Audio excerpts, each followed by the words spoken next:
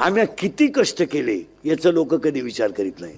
आम्ही संसार कसा उभा केला असेल याचा विचार केला. आमची पोरं लहान असताना 8-8 दिवस पोरांची माझी गाठ नव्हती मला. आणि आता लोक इतके खाली गेलेत की माझ्या मुलीच्या अंगात कपडे कसे याच्यावर लोकांची कमेंट्स आहे. याच्यापेक्षा काय वाईट पाहिजे मला. आता 4 दिवसापासून माझ्या मुलीच्या अंगातल्या कपड्यावर लोकांनी बातम्या तयार केल्यात मला. पण तिच्या बापानं मला द्यावं घोडे, तुम्ही मला घोडे लावा, माझा पिंड गेलाय. माझ्या मुलाचा आणि मुलीचा काय दोष आहे. पण ह्या कॅमेरेवाल्यांनी 8 दिवसात माझं जगणं मुश्किल करून टाकलं मला.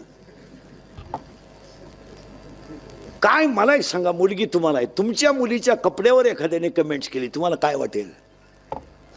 आणि मुलीच्या साखरपुड्यात कपडे मुलीकडचे लोक घेतात, नवरदेवाकडचे घेतात का मुलीकडचे घेतात. मग कपडे त्यांनी आणले असतील का म्या घेतले असतील. मग एवढी तरी क्लिप टाकणाऱ्याला लाज पाहिजे ना.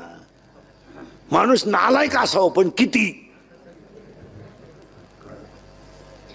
आणि त्याच्यामुळे मी आता काटाळलो मारा. मी जवळजवळ आता 2-3 दिवसात टाकणार आहे क्लिप आणि थांबून घेणार आहे. आता बस झाले 31 वर्ष लोकांच्या शिव्या खाऊन आयुष्यात सगळं चांगलंच केलं.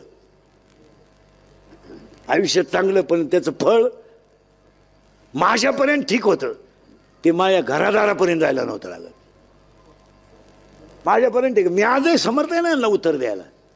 मला अजून 2 वर्ष आयुष्य आहे. मी अजून आहे ना, पण कुटुंबापर्यंत गेल्यावर त्याच्यात मजा नाही.